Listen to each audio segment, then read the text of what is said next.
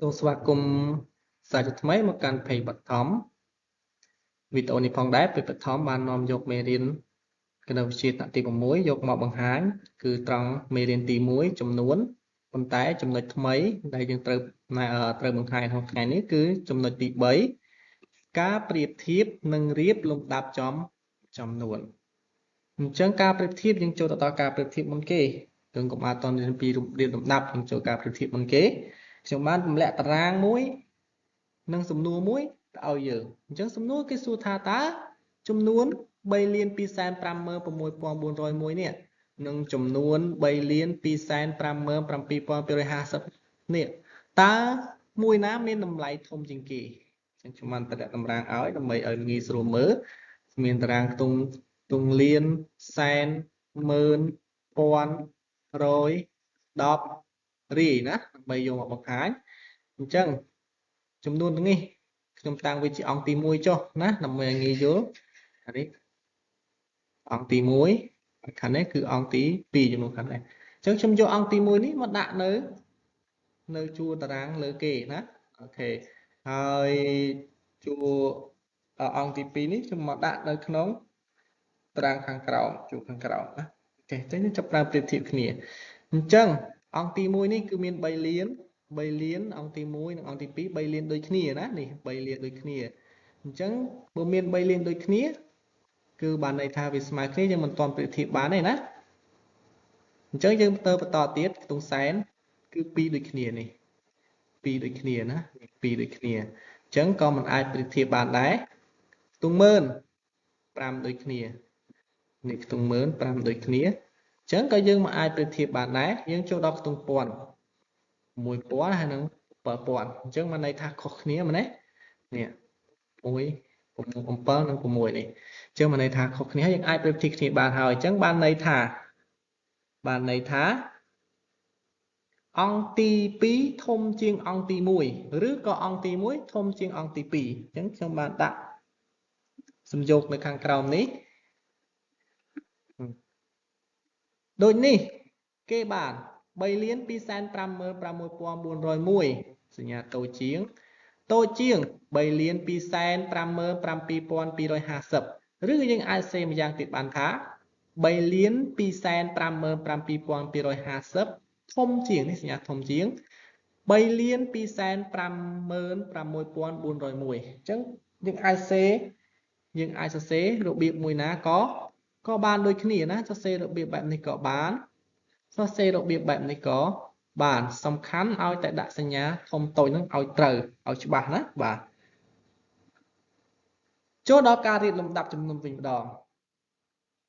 នេះខ្ញុំបានតម្លាក់លេខប៉ុណ្ណេះដើម្បីយើងធ្វើការរៀបចំនួននេះ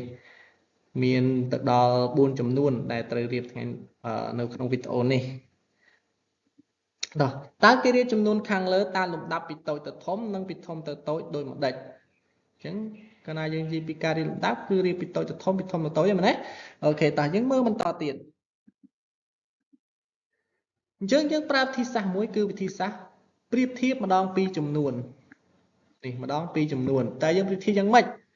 អូខេយើងអត់មានពិបាកទេយើងត្រូវមើលតាមខ្ទង់សិនមកអញ្ចឹងយើងមើលខ្ទង់ដំបូងគេនេះចំនួនដំបូងគេនេះគឺខ្ទង់លានមានខ្ទង់លាន2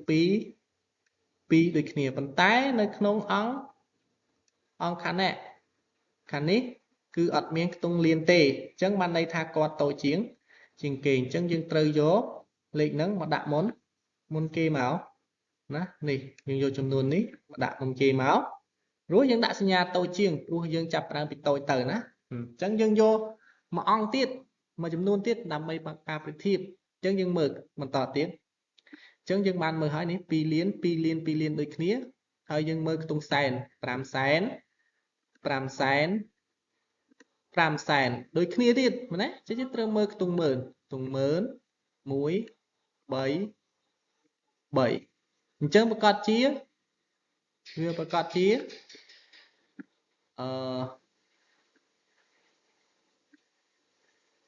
ប្រកាសជា2លាន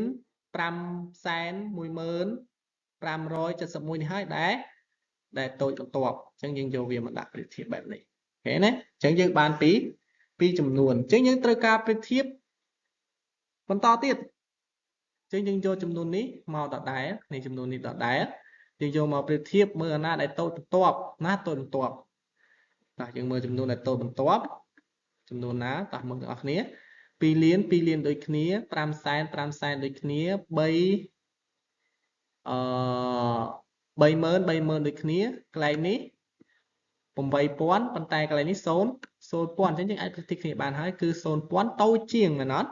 បាទ0 0,000តូចជាងយើងយកវាមកដាក់ប្រៀបធៀបនេះខ្ញុំដាក់ប្រៀបធៀបបងប្អូនណាអូខេតោះនៅចំនួនមួយទៀតចុងក្រោយយើងយកចំនួននេះដដែលយើងយកមកដាក់រួចយើងមើលយកចំនួននេះយកមកដាក់ប្រៀបធៀបគ្នានេះអញ្ចឹងយើងបានចំនួនប៉ុណ្នេះអញ្ចឹងយើងអាចសរសេរបានថារៀបលំដាប់ពីតូចទៅធំ 2,63895 រួចហើយយើងយកតូចបន្ទាប់មកដាក់ទៀតគឺ2,511,571ខ្ញុំគូចេះដើម្បីងាយស្រួលយល់បន្តមកទៀតគឺខ្ញុំយកលេខនេះយកអានេះមកដាក់បន្តយកដាក់បន្តនេះហើយបន្តមកទៀតយើងយកដាក់បន្តទៀតមកនេះគឺលេខនេះអញ្ចឹងយើងដាក់ចេះទៅដាក់បន្តមកឃើញហើយនេះគឺរៀបលំដាប់ពីតូចទៅធំចុះយើងរៀបពីធំមកតូចវិញបានន័យថាច្រាស់មកវិញណាអត់ពិបាកទេអ្នកនរគ្នាយើងយកលេខយើងយកចំនួននេះយកមកដាក់ដបងគេមកណានេះយើងយកវាមកដាក់ដបងគេមកនេះយើងយកមកដាក់ដបងគេមករួចបន្តទៀតយកអានេះមកដាក់បន្តទៀតមកយើងឆ្លាស់រហូតមកណាលើនេះយើងឆ្លាស់រហូតមកនេះមកណាយើងឆ្លាស់វាត្រឡប់វាវិញមកវារួចជាការស្រេចនេះយកមកដាក់នេះមកអានេះយកមកដាក់ចុងក្រោយគេនឹងពីធំមកតូចឬហៅភាសាអង់គ្លេសថាច្រាស់មកវិញណានេះច្រាស់វិញអូខេសូមស្វាគមន៍សាជាថ្មីមកកាន់ page បឋមនៅក្នុងវីដេអូនេះផងដែរខ្ញុំបាននាំយកនៅលំហាត់ដែលតពីចំណុចមេរៀនចំណុចទី3ការប្រៀបធៀបនិងរៀបលំដាប់ចំនួនមកបង្ហាញដល់អ្នកទាំងអស់គ្នាតោះកុំឲ្យខាតពេកយើងទស្សនាលំហាត់ទាំងអស់គ្នាលំហាត់ទី1គេឲ្យយើងប្រៀបធៀបចំនួនខាងក្រោមនេះចូលប្រៀបធៀបចំនួនខាងក្រោមចំនួនបែបណាតើយើងមើលទាំងអស់គ្នានេះយើងមើលអង្គខាងនេះ 5,420,350 និងអង្គខាងនេះ 4,520,265 តើមួយណាធំជាងឬក៏យើងដាក់សញ្ញាអីណាតោះអញ្ចឹងកន្លែងនេះគឺយើងត្រូវដាក់សញ្ញាអីទាំងអស់គ្នាគឺដាក់សញ្ញាធំណាអូខេដាក់សញ្ញាធំបែបនេះមកណានេះភាសាទៅ5លានធំជាង4លានយើងមើលទៅពីនេះយើងដឹងនេះយើងមើលខ្ទង់ណាធំជាងគេមុនណាអូខេតើតើមើលលំហាត់ខអង្គនេះគឺមាន7,963,250 អង្គខាងនេះគឺមាន7,959,870 ណាចឹងយើងធ្វើការប្រៀបធៀបគ្នាតែយើងគួរដាក់សញ្ញាអ្វីគ្នាអូខេយើងមើលខ្ទង់លានខាងនេះគឺ7លានខាងនេះក៏7លានដូចគ្នា9សែនខាងនេះក៏9សែនដូចគ្នាហើយខ្ទង់ម៉ឺន60000នេះគឺ50000អញ្ចឹងយើងអាចដាក់សញ្ញាបានហើយគឺយើងដាក់សញ្ញាធំជាងអូខេតើមើលលំហាត់បន្តទៀតទី